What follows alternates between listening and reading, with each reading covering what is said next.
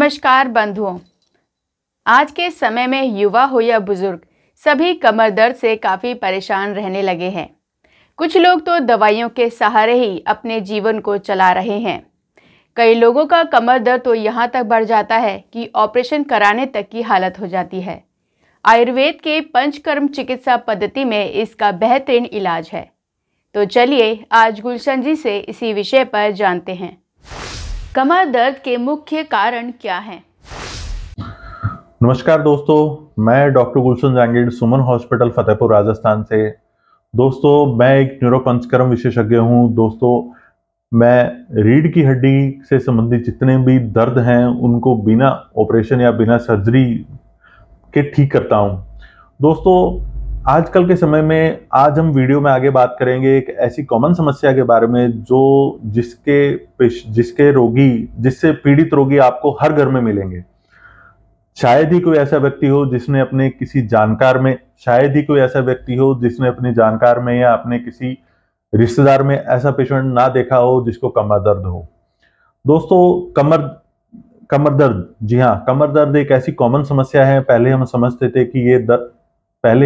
थे कि ये दर्द एक उम्र के बाद होने वाली तकलीफ है, परंतु आजकल के समय में ये दर्द एक 20 साल के युवा को भी है। आप 10 में से 5 युवाओं को देखेंगे तो हो सकता है वो आपको एक ऐसी दिन मेरे को भी कमर का दर्द है। क्यों ये समस्याएं दिनों दिन बढ़ती जा रही हैं? क्या कारण है कि पहले जो दर्द एक उम्र के बाद आता था, हम समझते थे कि ये जो समस्या है ये सिर्फ बूढ़े लोगों को ही होती है, परंतु आजकल के समय में युवाओं को भी होती जा रही है। क्या कारण है? क्या इसके लक्षण हैं? कैसे हम इसका समाधान पा सकते हैं बिना सर्जरी के? दोस्तों, आगे इस वीडियो में बात करेंगे। दोस्तों, मुख्य कारणों की मैं बात करूं, आजकल के समय में मुख्य छोटे छोटे कारण मैं आपको बताऊं। सबसे पहला कारण है सीडेंटरी लाइफस्टाइल। सीडेंटरी लाइफस्टाइल का मतलब हुआ कि पहले के समय में लोग मेहनत करते थे, अपने शरीर से ज्यादा कमाते थे।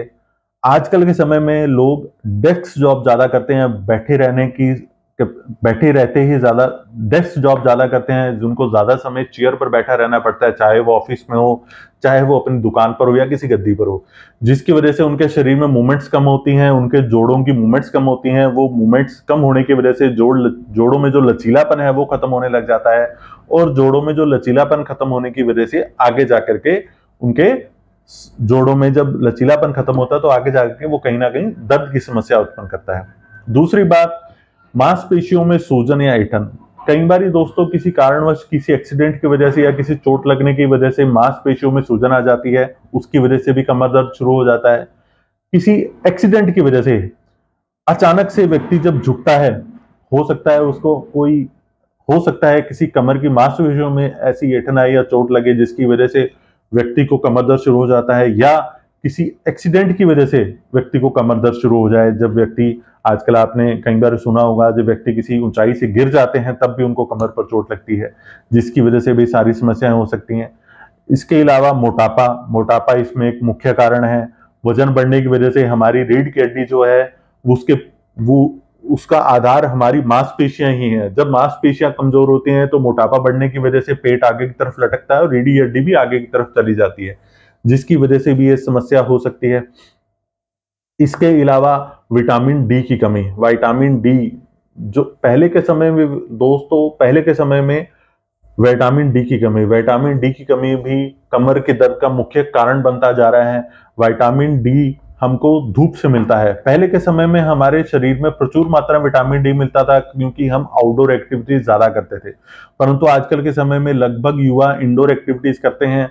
उनके ऑफिस हो, चाहे वो उनका कोई भी जॉब हो, वो हमेशा इंडोर ही हो रहती हैं, और जिसकी वजह से सूर्य की रोशनी उनको कम मिल पाती है और उनके बॉडी में विटामिन डी की डेफिशिएंसी रहती है, जिसकी वजह से हड्डियां कमजोर होती हैं तो आगे जाकर के कमर दर्द में समस्या आ सकती है। दोस्तों, ये सभी के साथ साथ मैं आपको थोड़ा सा कमर की एनाटॉमी के बारे में बताऊं कि रीढ़ की हड्डी होती क्या है। रीढ़ की हड्डी 33 छोटी छोटी प्रकार की हड्डियों से बनी हुई होती है। ये हड्डी एक गुटकानुमा स्ट्रक्चर होती है जिसमें दो हड्डियों के बीच में एक गद्दीनुमा स्ट्रक्चर होता है जिसको हम डिस्क कहते हैं। ये डिस्क जो है लचीली होती है, इसके बीच में एक लिक्विड भरा हुआ होता है जिसको डिस्क का फ्लूइड कहते हैं। जब किसी कारणवश ये दो गुटकों के बीच में ये डिस्क एक मूवमेंट को इजी वे में हम खड़े खड़े ही घूम पाते हैं, चाहे वो आगे घूमना हो या नीचे झुकना हो या पीछे देखना हो।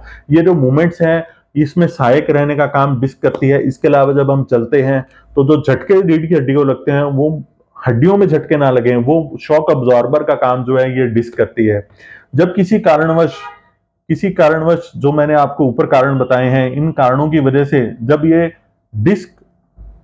डिस्क बाहर आ जाती है अपनी जगह से, चाहे वो आगे की तरफ हो या पीछे की तरफ हो या दाएं बाएं की तरफ हो, जब वो जिस नस को दबाती है उस अनुसार लक्षण मिलते हैं।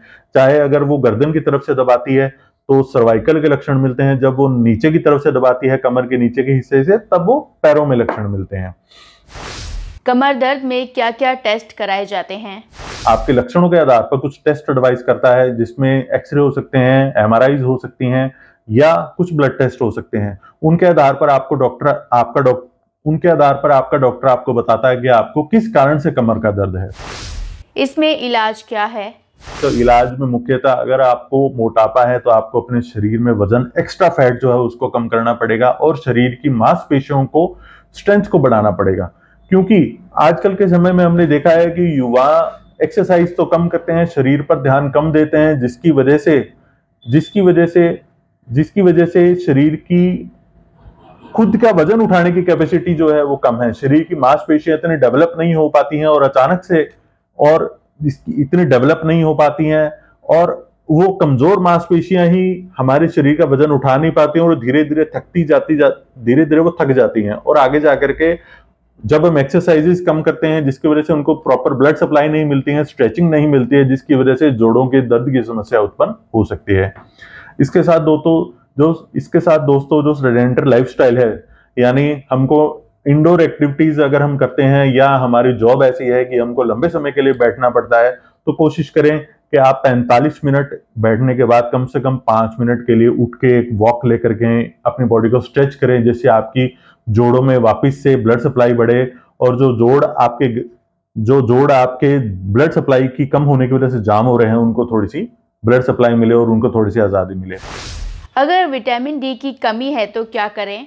आपको अगर विटामिन डी की कमी है तो आप विटामिन डी के अपने सप्लीमेंट्स ले सकते हैं। कोशिश करें आप धूप में बैठें, सुबह 10 बजे से पहले या शाम को 6 बजे के बाद आप धूप में बैठें। हमें खान पान में क्या बदलाव करने की जरूरत है? खाने पीने में आप कोशिश करें मिर्च मसाले तेल कम खाएं, आप फास्ट फूड कम खाएं। फास्ट फूड कल्चर जो है ये दिनों दिन बढ़ता जा रहा है। फास्ट फूड की वजह से हमारे शरीर में वात बढ़ता है, वात बढ़ने की वजह से हमारे शरीर में कहीं ना कहीं दर्द और सूजन पैदा करने वाली केमिकल्स बढ़ते हैं। आप कोशिश करें कि आप डेयरी प्रोडक्ट्स खाएं, जिसमें दूध, दही, मक्खन, पनीर, छाछ। इसके अलावा आप ड्राई फ्रूट्स खाएं जो हमारे शरीर में कैल्शियम के और ओमेगा 3 फैटी एसिड्स के अच्छे सोर्स होते हैं, जिससे हमारे जोड़ लचीले बनते हैं। इसके अलावा आप कोई नॉन वेजिटेरियन लोग हैं वो फिश खा सकते हैं, वो एग्स खा सकते हैं। इसके अलावा आप शरीर में प्रोटीन, मांसपेशियों को बढ़ाने के लिए प्रोटीन खाएं। प्रोटीन खाने के लिए आप दाल खा सकते हैं, आप पल्सेस खा सकते हैं। इसके साथ दोस्तों आप अपने शरीर को कम से कम रोज आधा से पौना घंटा जरूर दें, ताकि आपका शरीर नियमित रूप से आपके जोड़ हिलें, आपके जोड़ का व्यायाम हो सके, उनमें ब्लड सप्लाई बढ़ सकते। जोड़ों के व्यायाम की अगर मैं बात करूं, आपके घर में अगर कोई पालतू कुत्ता या पालतू बिल्ली हो, आप उनको देख सकते हैं कि जब भी वो सुबह उठती है या जब भी वो जानवर उठता है तो अपने शरीर को एक स्ट्रेचिंग देता है, एक अंगड़ाई जरूर लेता है। जब उस बेजुबान जानवर तक को पता है कि अंगड़ाई लेने से शरीर के जोड़ लचीले बनते हैं, तो हम उस चीज को क्यों भूलते जा रहे हैं। आपने कब आखिरी बार अंगड़ाई ली थी, आप इसको जरूर देखिएगा, सोचिएगा, क्योंकि अंगड़ाई लेने से आप देखते हैं कि आपके पैर के अंगूठे से लेकर के सिर के बाल तक के सिर तक के सारे जोड़ स्ट्रेच होते हैं, जिसकी वजह से आपके शरीर में एक बार जो अकड़ाहटपन है वो कम होता है और ब्लड सप्लाई बढ़ती है। तो दोस्तों अगर किसी कारणवश दर्द ठीक नहीं हो रहा है तो आप अपने नजदीकी न्यूरोपंचकर्म विशेषज्ञ के पास जरूर जाएं, क्योंकि न्यूरोपंचकर्म में जो थेरेपीज हैं ये आयुर्वेदिक तरीके से आपके शरीर के जोड़ों को लचीला बनाती हैं और ब्लड सप्लाई को बढ़ाती हैं और आपको अपना जीवन शैली सिखाती हैं कि आप कैसे अपने जोड़ों को मेंटेन रख सकते हैं, कैसे आप अपनी उनमें ब्लड सप्लाई बढ़ा सकते हैं और कैसे आप बिना ऑपरेशन के इन सब चीजों से मुक्ति पा सकते हैं। तो दोस्तों अगर आपको ये वीडियो अच्छा लगा हो तो जरूर इसको लाइक कीजिए, और अगर आपको मेरे से कोई जानकारी चाहिए तो डिस्क्रिप्शन में मेरे नंबर मिलेंगे, आप मेरे से कॉन्टेक्ट कर सकते हैं। धन्यवाद। तो आज आप लोगों ने डॉक्टर गुलशन जी से कमर दर्द में पंचकर्म द्वारा इलाज के बारे में जाना। ऐसी और जानकारियों को देखने के लिए हमारे चैनल को सब्सक्राइब करें, जिससे आप आने वाली हर बीमारी से सतर्क रहें, और साथ ही लाइक, शेयर, कमेंट करना ना भूलें। तो चलिए मिलते हैं अगले शुक्रवार एक नए स्वास्थ्य के साथ। तब तक के लिए दीपिका को दीजिए इजाज़त।